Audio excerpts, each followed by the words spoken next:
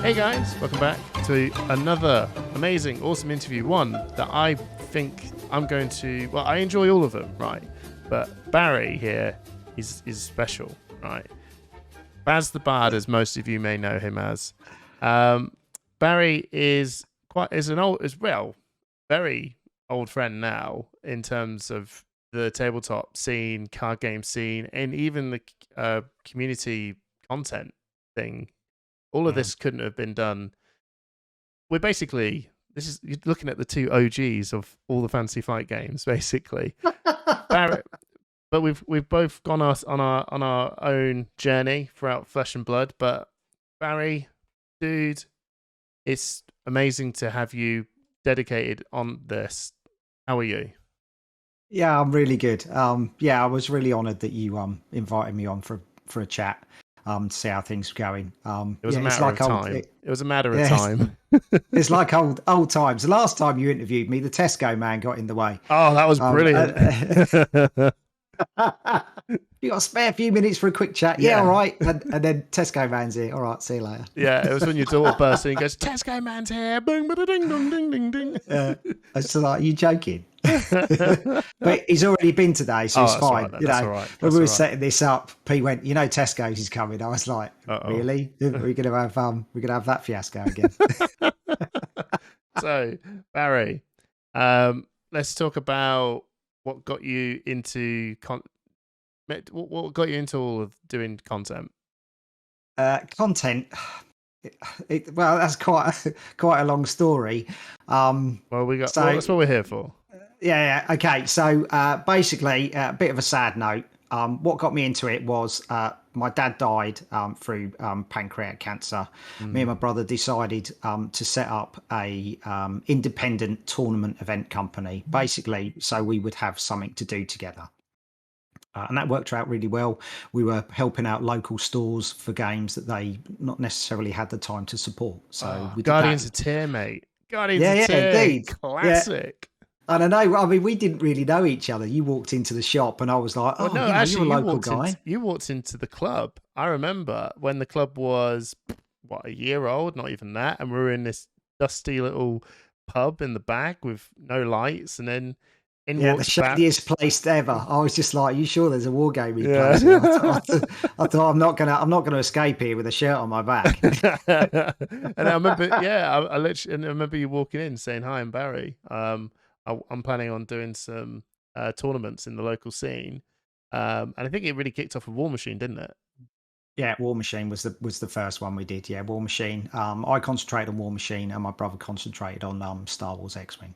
Yeah, that's it. I remember. So, they were good days. They were really good days. That's when I used to.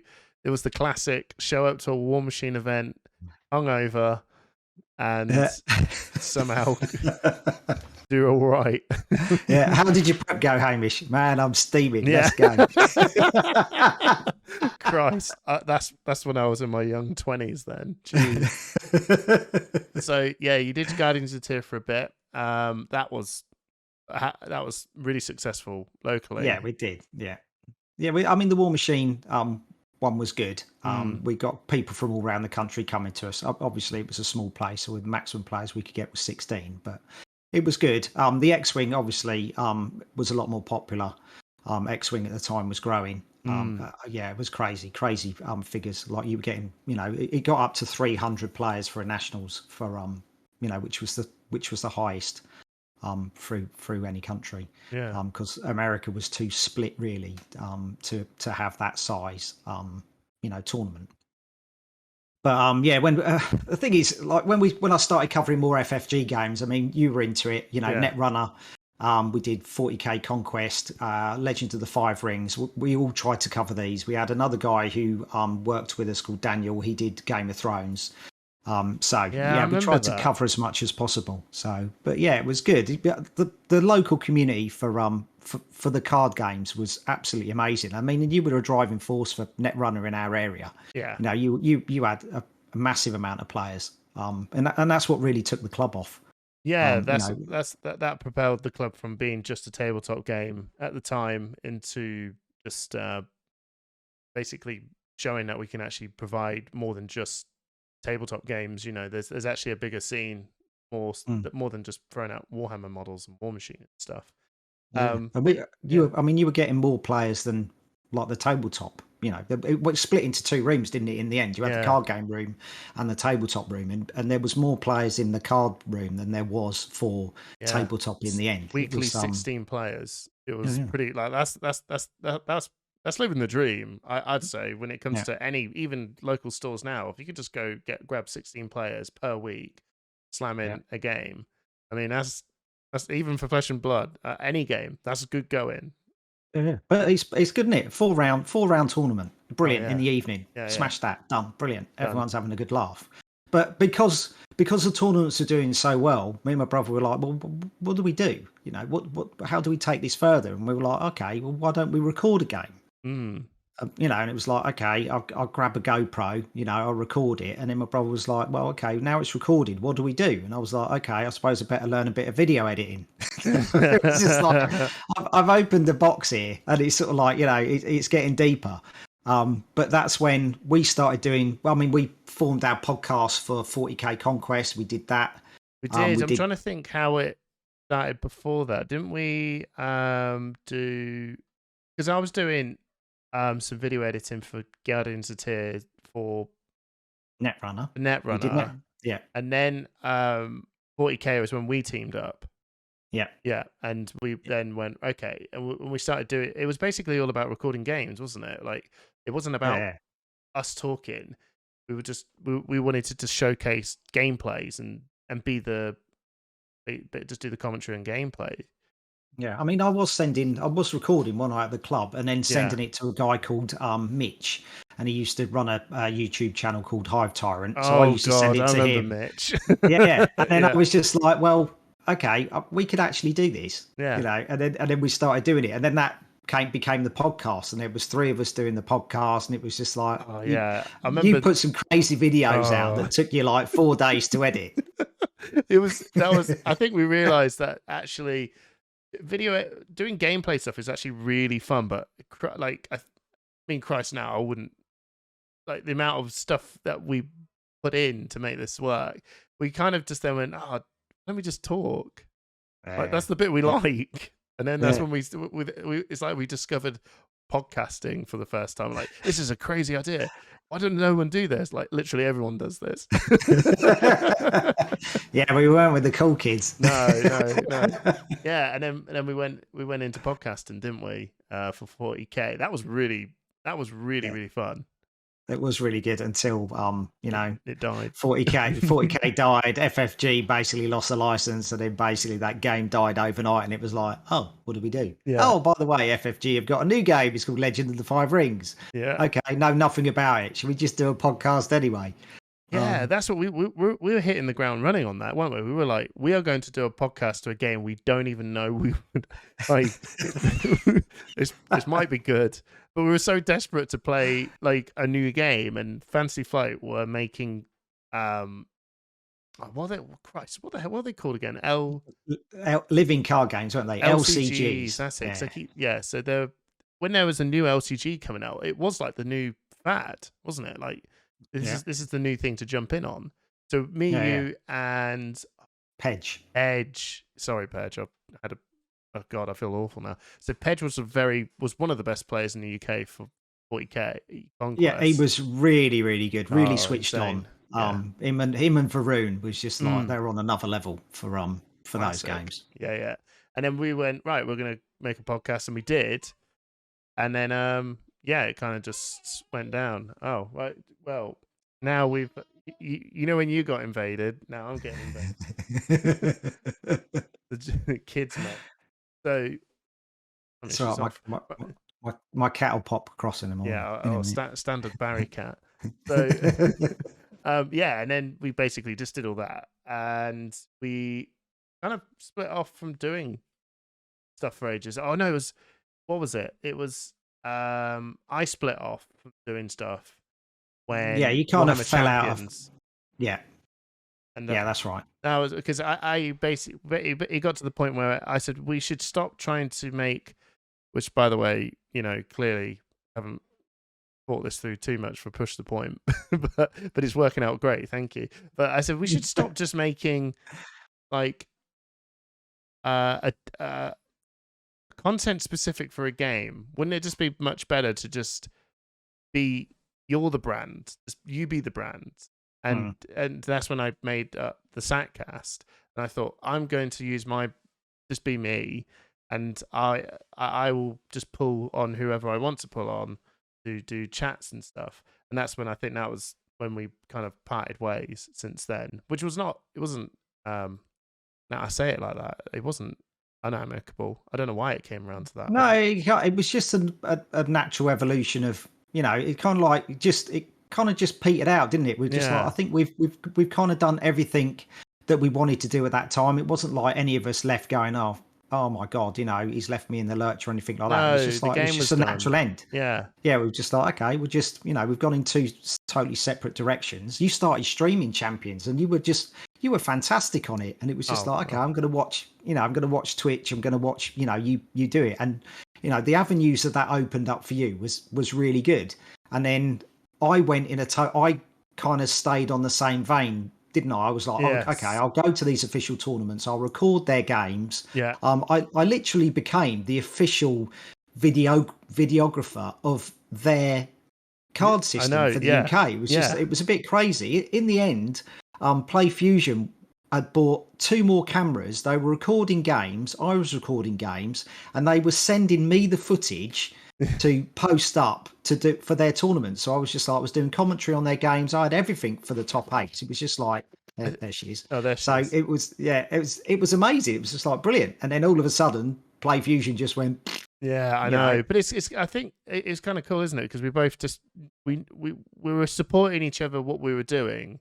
Like we're going to continue to just support but we just went on our different avenues of basically going, you want to do this, just do it, and I want to go and do this, and I'll just do it, and we'll just back each other and go, right, go watch his stuff, and you go watch his stuff, and then it actually spreads a much wider net of things to more things to capture, basically, rather than trying to get 2 people to try and get this one brand down. It's easier to just have your own brand and support the other brand. If that makes sense. And you're more flexible about what you want to do, and there's no pressure either, because you feel like is one person doing more or less, and you just go, just do your own thing.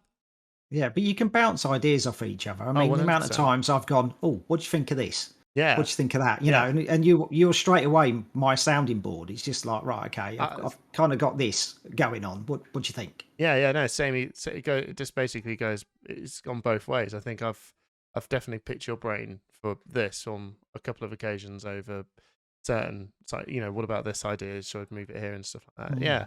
So don't worry. Me and Barrie still, despite the fact that we've got Baz the Bard and Push the Point, they're both very much interlinked into making each other grow as best as we can, basically. I think I'm better at supporting other people and giving shout outs to other people than actually promoting myself. It is bonkers. The amount of times you forget to go, like, subscribe, leave a comment, give me a thumbs up or whatever. You just like, you're doing it for everyone else. And you're just like, shit, I forgot to do that, didn't I?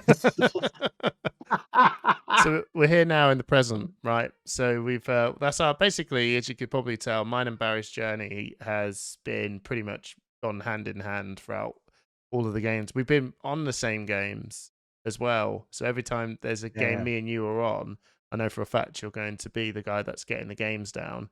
And in some stage or another, I'm going to be some, very loud voice somewhere just waving his arms about saying and it just ends up going. It's awesome because, weirdly enough, I believe both of us, for both of our own channels, I don't think we've ever been part of anything as successful as it has been before.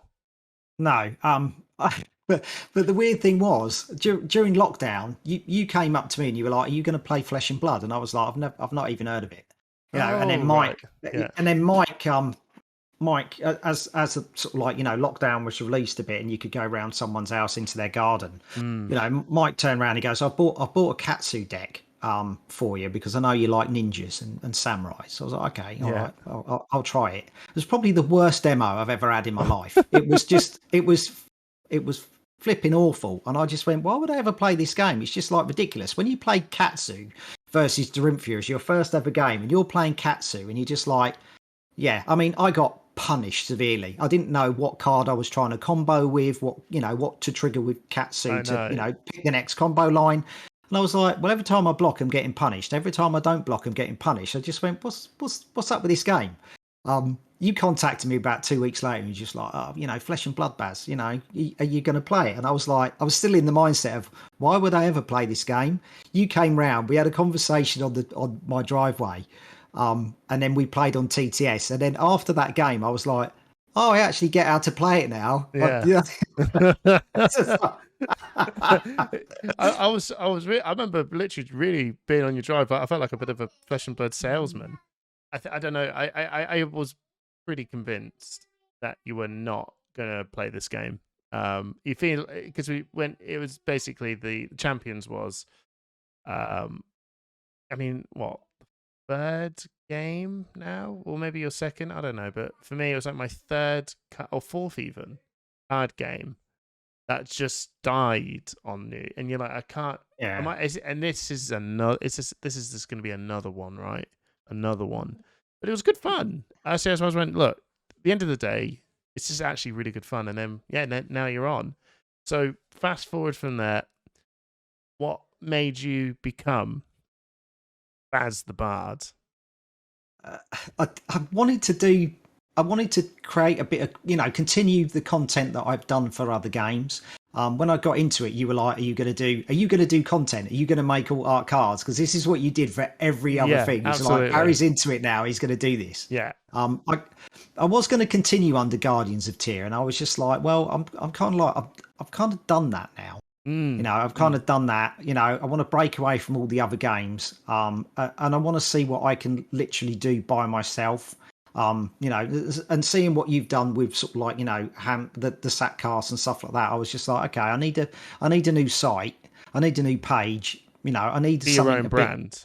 Yeah, be my own brand. And then something a bit sort of like that ties in with Flesh and Blood.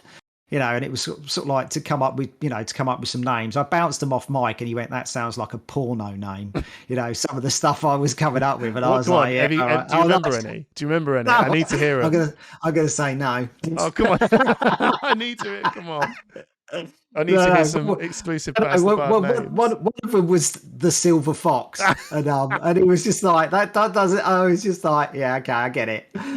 So I was just like, okay, what goes with Baz? What character could I be? I mean, role plays before I've been sort of like a dwarf and a dragon slayer or whatever for Warhammer Fantasy. Yeah. I was just like, they don't really have this, for Flesh and Blood, and I was like, well, okay, I see that there's a bard character on the, the original lineup. Oh yeah. And there was Bard there, and I was like, Baz the Bard. Well, that sounds all right. Yeah. We'll go with that. Originally, I was on my original videos. There's ones where I do sort of like little rhymes at the end of it. So I was like, and I just went, yeah, this is not working. You're kind of trying to find your feet, aren't you? Yeah, you're trying to put in the quirks, and then you're wondering whether the quirks are working or not, and then you either continue or drop them, and in the end people just want to watch you anyway, so you don't need to do these. Well, people don't comment on it, so you're just what's the point? I seem to be putting in a lot of effort for someone not to go, yeah, that was good, or yeah, that rhyme was crap. So it was kind of like, I won't bother. I've put a couple of song lyrics in to my intros before, and nobody spotted them. No. And I was like, I'm not going to do that. So yeah, there was like a Tenacious D one I put in. That I was just like, okay, someone might get it. I don't know. So I don't do that anymore. I kind of just do my little spiel and then go into the games. But I was watching. We had this conversation not too long ago. But I was watching other games, what other people were creating, and my biggest inspiration for what I was doing was Dice Jar. Yeah, Dice Jar games. And I still watch him now. The stream's sort of like, 2-3 hours long. He just like, I can sort of like zip in and out, just switch to the next game. And I was like, well, I could actually do this. Mark's got a pretty good setup. I just need a better camera than what I've actually got. So I invested in a a proper camera. The GoPro's gone. Invested in a proper camera. Then spoke to Alan at Tabletop 24 about mics. Invested in the mics. You just go flipping heck. You're going down a rabbit hole of equipment. It's crazy. As soon as you get into cameras, you're in crazy money. But Mark's been really good at Manascrew, allowing me to use his sort of like camera setup and everything like that. I don't have to take a camera rig with me. I just literally just screw my camera onto his rig and we're off to the races. So yeah, it's really good. So I just instead of doing a 2.5 hour stream like Dice Jar did, I'll just go, well, I'll just cut the games up and then people can dip and choose into what games they want to watch. It's a bit weird. You can't really dictate what games are coming up. Sometimes you just like, you look back and you go, oh God, I've recorded 4 Runeblade games. What do I want to do that for? And sometimes you go, I haven't got many wizards on my, any wizard games on my channel because, you split it down into categories. But if somebody don't bring wizards, you're just like, well, I'm not going to get anything. So yeah, that's, I've bought a camera rig for home. I've bought lights for home. Me and Mike had a little bit of an experiment.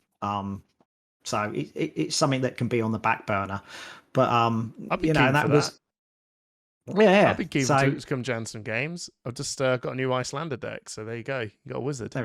Yeah, nice, sweet. Yeah, so that'd be brilliant because I think I've only got 2 at the minute. Yeah. But like some of the games, like when the new set came out, you just like, okay, I'm just going to take Dromai, to the first Manascrew Armory, and I'm just going to sit there and be recorded every game because I know that people are going to want to see Dromai. They're going to want to see a better player than me play it. I know what I'm mid-table mediocrity, at best. Yeah. But it's just like, okay, you can kind of get a flavour of what's going on. And we know, when I go to the bigger tournaments, I might not be able to enter them because of family life, and how complex things are here. But if I can get there for when a top cut is, I can record a top cut and I can give people, try and give people what they want to see, more of a top end game. If I recorded from the very beginning of a Swiss round, people ain't going to watch. People ain't going to watch Swiss. They're just going to go, okay, I'm not really bothered. I want to get to the top 8 games. And the top 8 games, you're really going to see some sort of like some gameplay that people are really going to be interested in. Some sort of like card interactions that you may not have thought of. Just raise your game up a little bit, like that one with you versus Francesco that I did for Road to Nationals. Right. You played Rattlebones. I automatically thought, oh, right, yeah, we're going to get Gloomvale out and, you're going to get Go Again. And you didn't. You were just like, yeah, create a rune chant, play Rattlebones, get Shrill out. And I was like, holy shit. Oh, no, I didn't I've not... Yeah, I think I remember that. It was more of a, I think I had like loads of blues in my hand. So I thought, well, I've got a Skies coming up and I don't think I actually had an attack.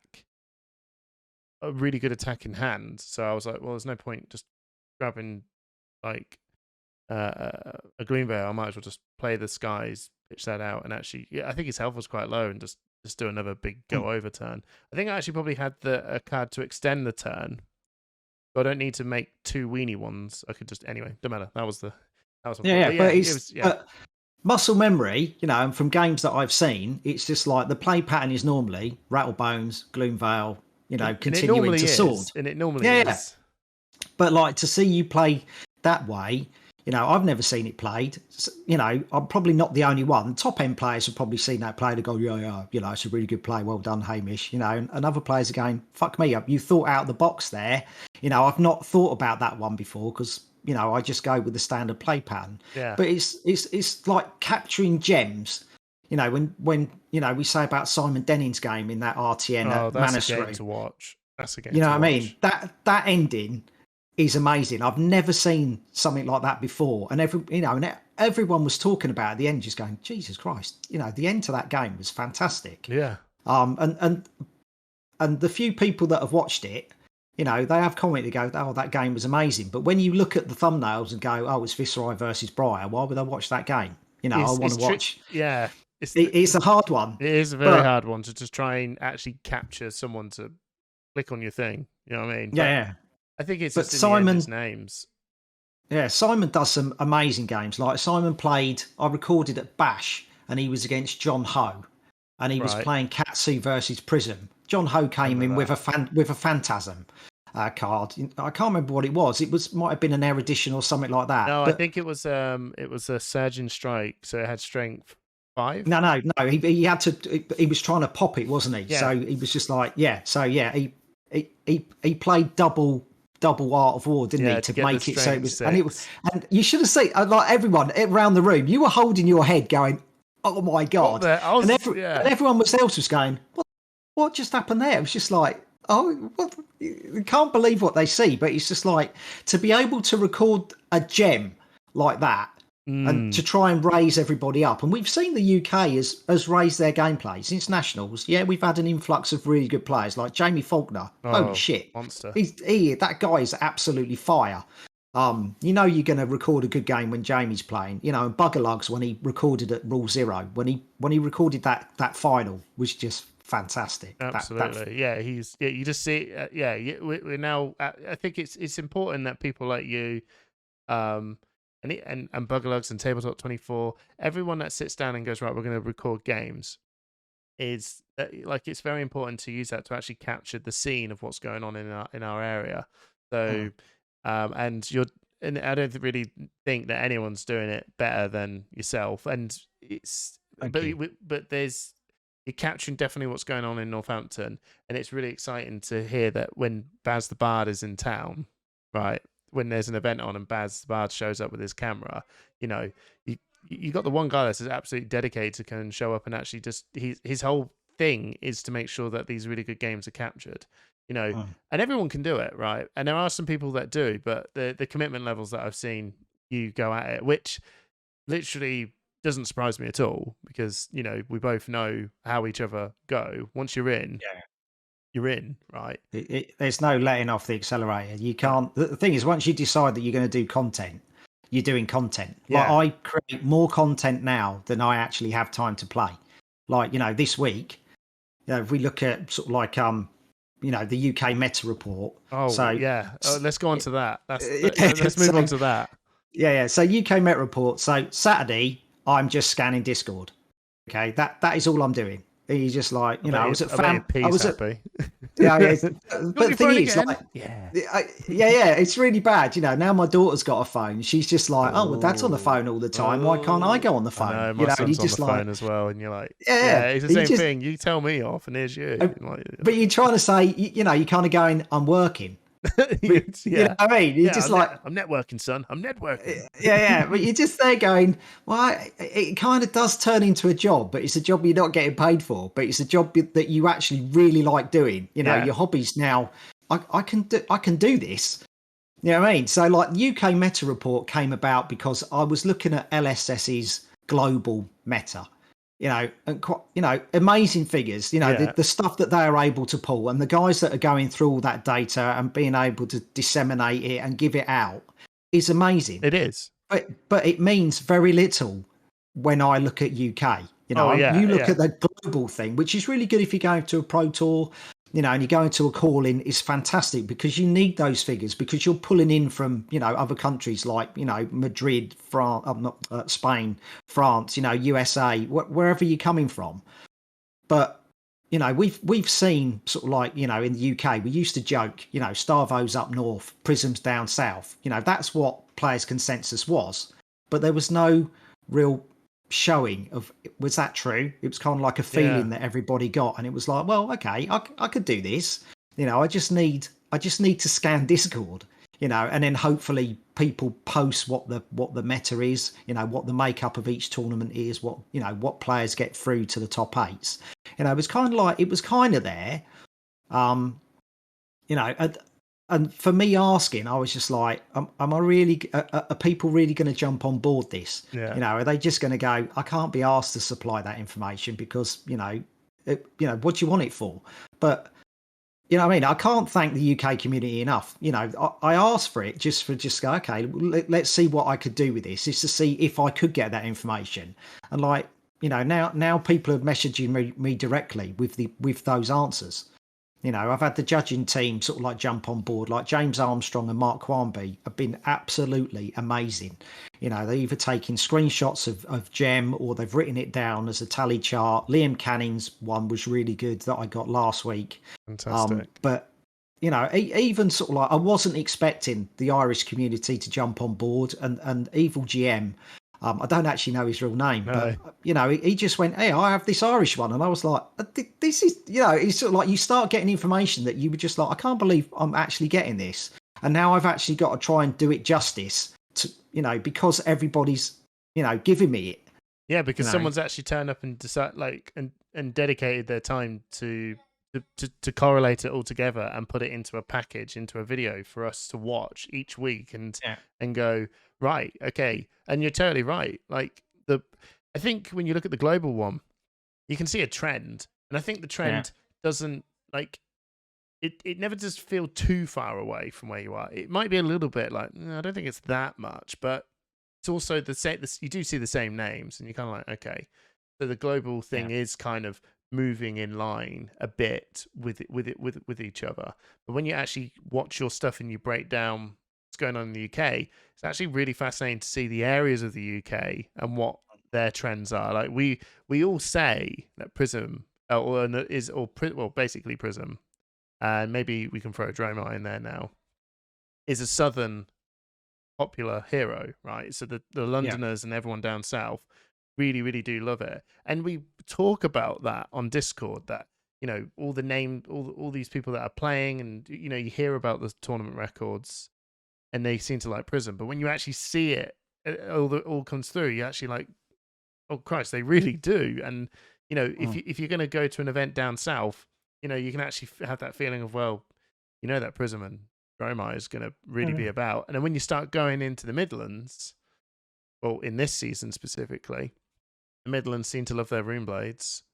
Yeah, Rune Blades, you could say, like, and Guardians, because, George won in, Guardians playing Bravo in Balls and Swords Hobbies. Yeah. But when you go up north, it's completely different. We've got Phi, Phi, and then way up in Scotland is Prism. You're just like, wow. Where's... Prism. It's just like, okay. No, it is crazy. But it's like any club. It's like you used to say, big fish in a small pond. That's what you used to say about the best player in your club. It's like, that's the big fish in our pond. Yeah. But, when you start going to, when you start increasing, going to skirmishes and all the rest, your pond becomes bigger. And what does that pond meta look like? What big fish have we got? Yeah. We've got some amazing players, absolutely amazing players now. And it's sort of like you do see some players that have come from the FFG side, like Darren Hazelden. He came through sort of like, Game of Thrones. He came through Legend of the Five Rings. He has played Magic in the past, and Flesh and Blood is pulling, all these players from all these different card games, in now. I met Shen. Is it Shen Ang at Mana Screw? He was so switched on. Right. And it was, I said to him, I was just like, well, what have you played before? And he was just like, oh, I've played, and he was like, he was a bit embarrassed about it, but he said Digimon. I was like, don't be embarrassed. We've all come from a different card game, and you are switched on, on sort of like, layering and everything else. So you kind of like, you learn from a different game. You come into Flesh and Blood, but it's all transferable skills. FFG has more resource management. You end up resource management skills over, other things. Yeah, absolutely. But yeah, it's fantastic. The depth and breadth of players coming in, especially to the UK. And we have got some brilliant personalities. And I would hope that, we are learning the more personalities now. You need personalities for a game to grow, like yourself. People go, oh, it's Hamish, or Simon, or Trip, or Stillfur. These are the people you just go, oh, right, okay, I know these people. I can have a chat. I see them every week, and I feel like I'm part of a community. Absolutely. When everybo's talking. And yourself now, it's Baz the Bard. Yeah. Baz the Bard. He's showing up with his loot and his camera. I turned up to some tournaments before. I recorded. And then people look at me and he go, have you got a YouTube channel? And I'm like, yeah, I've got a YouTube channel. He's like, oh, what's it called? And you go, oh, it's Baz the Bard. And they go, oh, right, yeah, I've heard of you. You're like, oh, right, cool. Yeah, it's cool, isn't it? Have you subscribed? No. Oh, right, okay. They should just say, yeah, of course I have. It's fine. So you started off your breakdown, your weekly breakdown with James, and how has those 4 um, videos gone? Is it something that you want to continue doing? Yeah, it's something we want to continue. I think sort of like this meta for Uprising is so new, and it hasn't settled, and we've seen that through this week's report. When I look at the time now, it should be out now. Oh It's yeah, 12 I can't o'clock. wait. 12 o'clock on a Wednesday. It's out.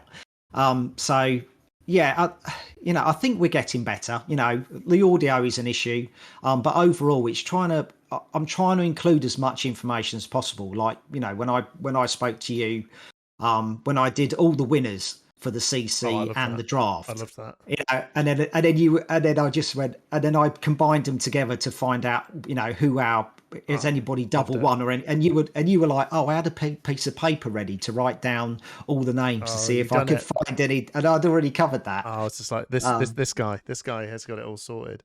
No, yeah, it's brilliant. trying to look at the how draft has evolved this Yeah, season. fine. It's a yeah it's a I mean, we've had numerous conversations about this, and it started off, Matt Light's draft camp. You get a bit of information from Matt Light. I nearly recorded Matt Light's draft camp, but I couldn't do it because of family. But Matt did invite me down to record record the bits and bobs. So it would have been quite good to have sort of like a mini VT about what everybody's doing, what That are would have been people's really initial cool. That thoughts. would have been sick. So it's nice that I'm getting invited to do things. It's just challenging, Absolutely. with family and stuff, and Cat. with my wife and cat. Yeah, cat's not too bad. That cat is It's always on my chair. I've got to make sure he's not on it. yeah. The thing is, the dog kind of just goes, right. Yours is the garage room, and then you got the cats in here walking around. She's trying to do it again. So what's we'll end this on what's new. What's to come? What's to come is me and my brother used to run a team tournament, UKTC it was called, UK Team Championships. We did this since 2016. It went on the back burner for a bit because of COVID and family illnesses and stuff. But I'm resurrecting it. It will be coming back again, and it will be on the 21st of August this year. Okay. Okay. So basically, everybody's kind of got used to team tournaments now. Yeah. Because LSS have done Team Blitz they were doing, and now they've advertised that they're doing Team Classic Constructed at Nationals. Fantastic. I was just like, well, okay, what's the best opportunity for that? So I tried to resurrect this at the end of COVID. I spoke to Adam East at Kingdom Gaming. I spoke to Mark at Manascrew. Is this something we can do? I spoke to LSS about helping me out as an independent person, trying to get a tournament up. And they basically did the standard, what everybody does. Not at this time. You really do need to, get involved with the store. So that's why I approached Adam and Mark. So Mark's jumped on board. So it will be at Manascrew. Yeah. It's open to 16 teams of 3, so 48 players in total. Mm-hmm. It is classic constructed. So because it's in August, we've got Blitz season going on at the moment. So if people want to continue to practice with their CC decks to go internationals, it's a good place to do it. It won't be, like, as you know, UKTC does not do the standard pairing system that that LSS have done. There is no captain is A, player B, player C. There's nothing like that. It is basically you will... there is captains though, right?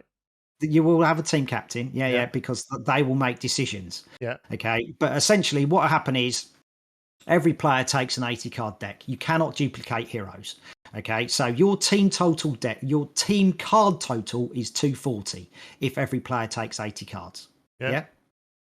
Okay, so what you do is when your teams get paired, your team declares how many cards they have in total. So if I've got a team total of 240, that's what I've got. If I've got a team total of 275, that means in the pairing process, I get to choose if I want to be team A or team B.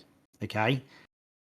Right. You with me? Yeah. Right. So there is a bit of a deck building element. Do you want to sacrifice cards that your team has to give you a better chance of basically being team A or team B? Okay. Now, team A will decide what the first pairing is. So the captains will declare what their total card value is. Yeah, and then they will declare their heroes. So say me, you, or say Push the Point we're playing. Yeah. Yeah. So I'm going to say Hamish is on Viserai, Dan's on Phi, and Simon's on Briar. Okay. Right. Sure. So you just go, okay, this is our team. Your opponents do the same. You've got less cards than your opponent, and you decide that you're Team A. So Team A gets to pick the first pairing. So you might go, yeah, I know their heroes, and I can go, okay, cool. Which one's the maybe because then after we've picked one player, do they get to pick? Team B then gets to pick the next matchup, and whoever's left, they get to make the third. It's kind of interesting because Team B gets kind of 2 picks. They do get 2 picks. They get, they pick their best matchup, and and whatever's left. But as Team A, you've got 2 choices. You either pick your best match or you throw someone under the bus. Yeah.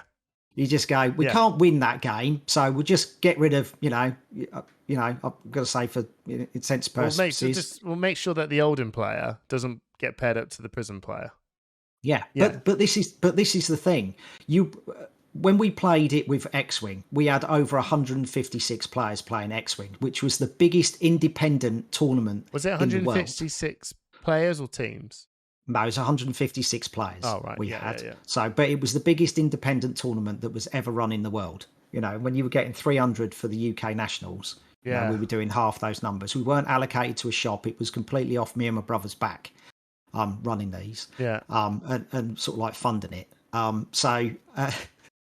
You even had players with only 2 in a team because one person hadn't turned up. You run one for Netrunner where they had a bag that was player 3. Yeah, the bag was called Baggy, and they just put a paper plate on him and said, "All right, Baggy sucks. He loses every single game." And then it was basically down to these 2 players have to win.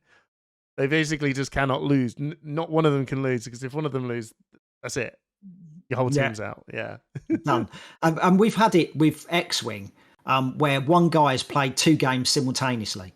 Because it's literally, it's crazy. So, can you imagine playing a game of Flesh and Blood? You've got 50 minutes. It's a normal time game, and you are playing 2 people simultaneously. You're just like, somebody did this for X-Wing, and they actually won.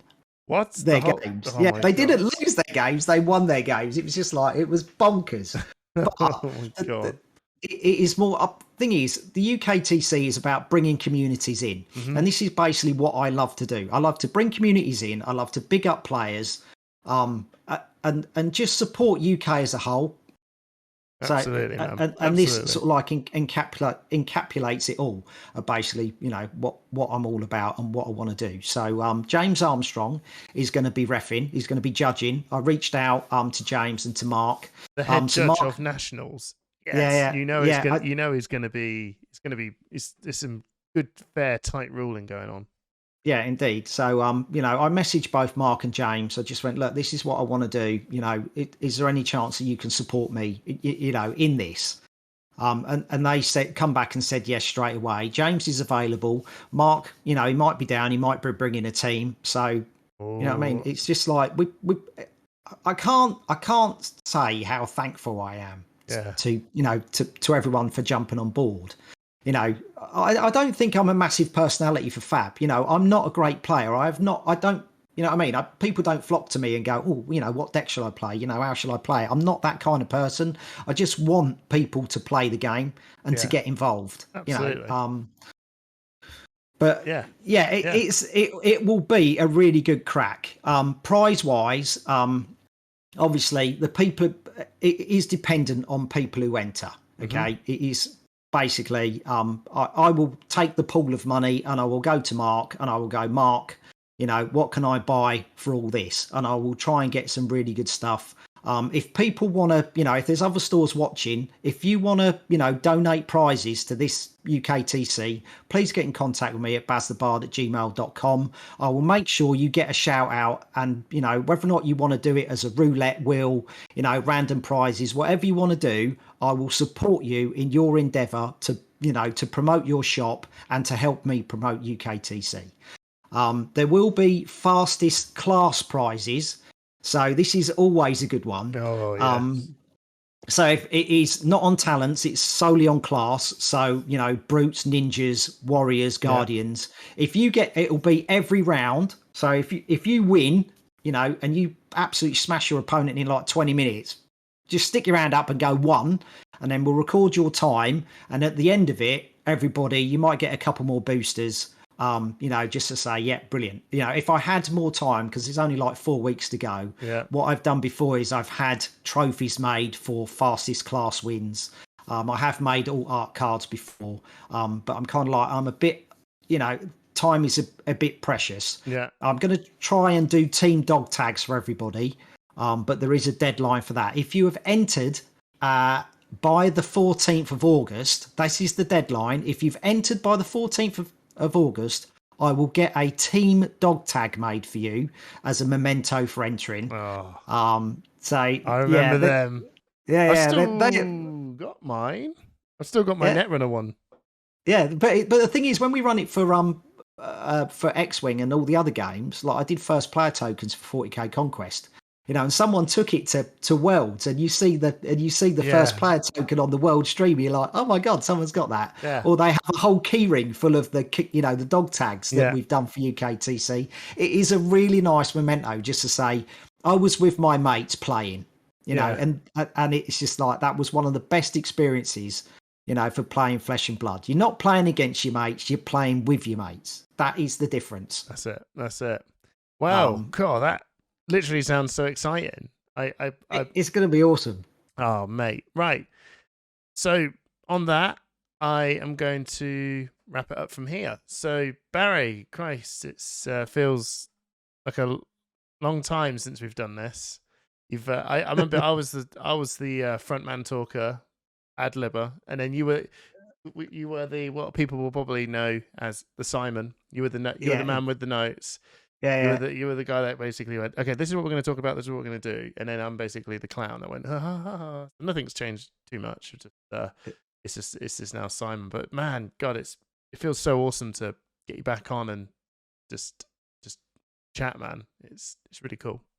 No, thank you. It's been good. It's been a long time coming. It has definitely. I know we always talk about it, but I think it's come at the right time. Yeah. I mean, I've got a lot more to offer now. I'm just not just a dude who sort of like records a game and posts it up and absolutely. Well, I can't wait for us to basically sort out one or two, like a night for me to just come around and we'll just jam some games.